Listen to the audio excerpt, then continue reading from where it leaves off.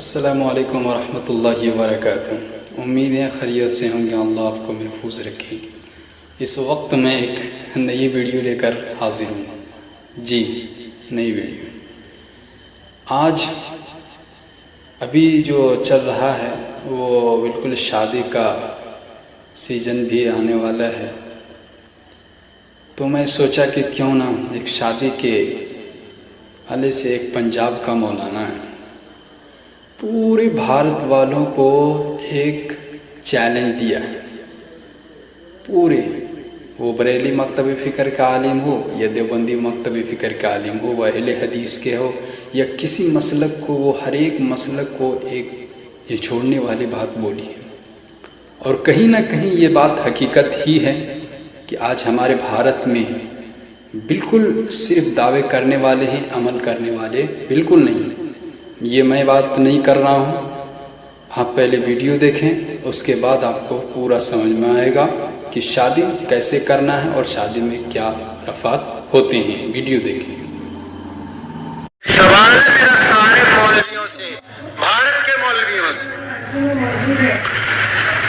چاہے وہ دیوبندی مولوی ہے، چاہے وہ بریلوی مولوی، چاہے وہ تبلیغی جماعت والے، چاہے وہ جماعت اسلامی والے، چاہے وہ ندوہ والے، چاہے وہ جامعہ ملیہ والے،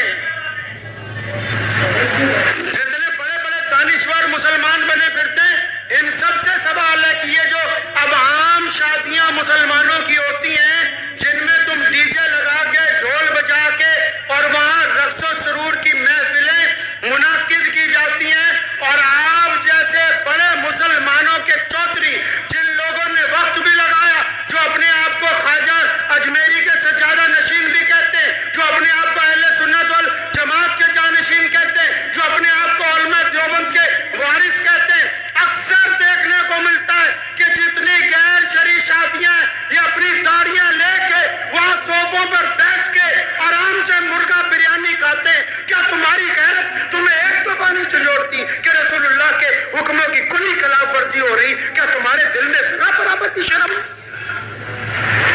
ذرا برابر غیرت نہیں آتی تمہیں؟ کہا مفتی صاحب نے، کہنے لگے میں گیا، لڑکی کو پوچھا کہ تمہیں فلاں کے ساتھ نکاح میں دے دیا، یہ گواہ کرے، یہ وکیل کھڑا ہے، تجھے قبول ہے؟ لڑکی بولتی نہیں۔ فرمایا 3 دفعہ پوچھا، لڑکی بولتی نہیں، تو سارے مفتی مل کے کیا کہتے ہیں کہ اگر بولتی نہیں ہے تو اس کا مطلب رضامند ہے، دستخط کراؤ، نکاح ہو گیا۔ کیا ہے جی؟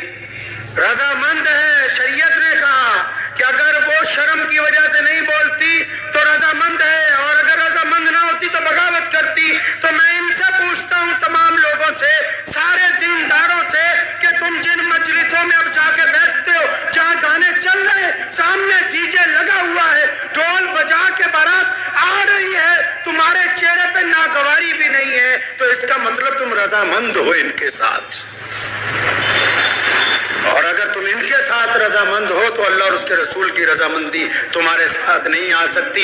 اگر غیرت مند ہو تو اگر روک نہیں سکتے، فرمایا ایمان کے 3 درجے، اپنے دل میں برا مانو، تمہارے چہرے پہ تو ذرا برابر بھی شرمندگی کا احساس نہیں کہ ڈھول بجا کے بارات آ رہی ہے، تم اس مجلس کو چھوڑنے کے لیے تیار نہیں۔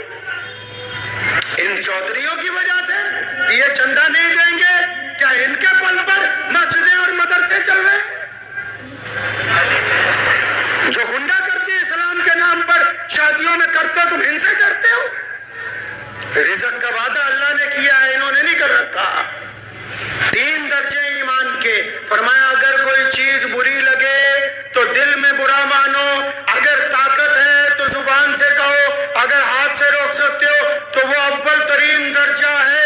تو یہ جتنے میں یہ جو بات آج ممبر پہ بیٹھ کے کہہ رہا ہوں، روزانہ پورے ملک میں شادیاں ہو رہی، اور جتنے سرمایہ داروں کی شادیاں جا کے دیکھ لو، یہ جتنے کٹھ ملا ہیں، یہ ان کے نکاح بھی پڑھا رہے، ان کی بریانیاں بھی کھا رہے، ان کے قورمے بھی کھا رہے۔ اگر تم قوم کی نگہبانی نہیں کرو گے تو یاد رکھو تمہاری حیثیت گڈریے کی ہے۔ اگر ایک بھی کوئی ریور میں سے کوئی چیز ضائع ہو گئی تو گڈریے کو مالک پوچھتا ہے، اللہ تعالیٰ نے ان کو چھوڑ دینا ہے، تمہارا گریبان پکڑ لینا ہے۔ کوئی ضرورت